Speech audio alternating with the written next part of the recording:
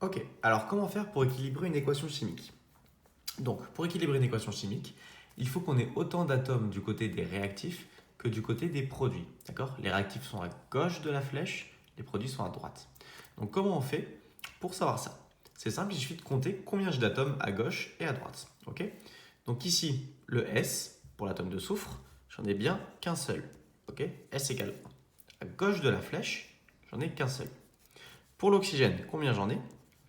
Ici, on voit qu'on en a deux, d'accord? Ce petit 2 là, qui est mis en indice, quand il est un peu plus bas, donc on appelle ça mettre en indice, ce petit 2, il se rapporte à l'atome qui précède, juste l'atome qui précède. Donc ici, juste l'atome d'oxygène. Donc ça veut dire que j'ai deux atomes d'oxygène. Ok, donc O égale 2. D'accord? Ici, pareil, j'ai un petit 2 en indice, donc l'atome qui précède, l'atome qui est là avant, donc hydrogène. Donc H égale 2 et un atome d'oxygène, tout seul, O égale 1. Donc comment je fais ensuite? J'ai juste à additionner ensemble ce que je peux additionner. Le S, il est tout seul, donc il est toujours égal à 1. Le H, il est toujours égal à 2. Par contre, l'oxygène, j'en ai 2 plus 1, donc j'ai 3 oxygènes. D'accord? Hop, on va séparer comme ça les réactifs des produits. Ici, on fait la même chose. Ce petit 2, il se rapporte à l'atome qui est avant, donc 2 fois H. Donc H égale 2. Le S, il est tout seul, le soufre est tout seul, donc S égale 1. Le O, il est là du coup 3 fois. 3 fois O. Le 3 se rapporte à l'atome qui est avant. O égale 3. Et maintenant on compare. On a bien H égale 2 à droite, H égale 2 à gauche. O égale 3 à gauche, O égale 3 à droite. Et S égale 1 à droite, S égale 1 à gauche. Donc cette équation est équilibrée parce qu'on a autant d'atomes à gauche, donc du côté des réactifs, qu'à droite, du côté des produits. Ok? On va voir du coup maintenant une équation un peu plus compliquée. Donc ça, c'est les deux exercices que je vous avais donnés. Donc, comment on fait? Même chose. Ici, on a un C avec un petit 2. Donc le 2 se rapporte au C. Donc, pour dire ici que j'ai C égale 2. H avec un petit 4, donc j'ai 4 fois H. H égale 4. Et O avec un petit 2, donc O égale 2. Maintenant, par contre, qu'est-ce qu'on voit qu'on n'avait pas avant? C'est ce 2 en rouge ici. Celui-là, on dit qu'il est mis en facteur. Il veut dire quoi ce 2-là en rouge? Il veut dire qu'on a deux fois toute cette molécule. Ok? Donc j'ai deux fois tous ces atomes-là. Donc au final, combien j'aurai d'atomes? Bah, il suffit de multiplier par 2 ce que j'ai déjà. Ok? Donc en fait, j'aurai C égale 4, 2 fois 2, H égale 8, 4 fois 2, et O égale 4, 2 fois 2. Ok?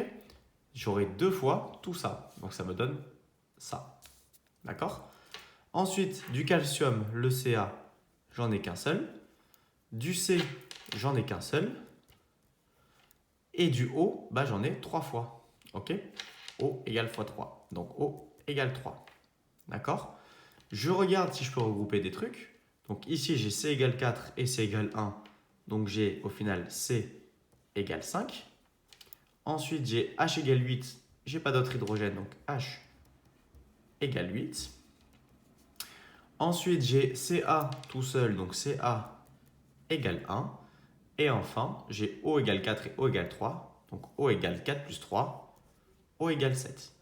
D'accord? Hop, on sépare. Ici, même chose.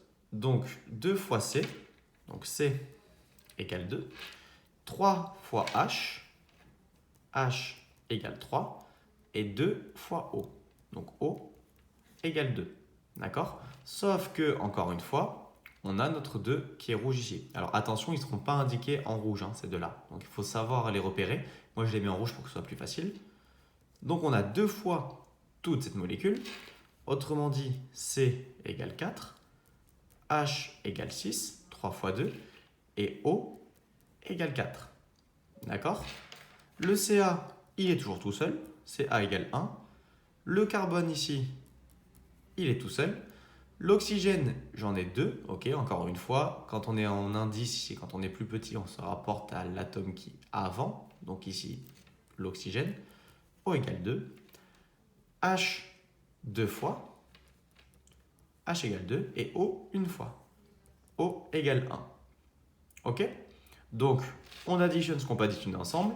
On voit qu'on a un C ici et un C là. Donc, on a bien carbone égale 5. Ensuite, on a hydrogène 6 ici, hydrogène 2 ici. Donc, H égale 6 plus 2 égale 8. On a de l'oxygène, on en a 4, 2 et 1. Donc 4 plus 2 plus 1, ça fait bien, je ne sais plus combien ça fait 7. Ok. On a bien notre calcium qui est tout seul. Ca égale 1. Et maintenant, on compare. C égale 5, C égale 5. H égale 8, H égale 8. O égale 7, O égale 7. Ca égale 1, Ca égale 1. Donc, notre équation est équilibrée en termes d'atomes. Alors attention, ici, petite subtilité. Pour qu'une équation soit équilibrée, il faut qu'elle soit équilibrée donc en termes d'atomes, c'est le cas, mais aussi en termes de charge.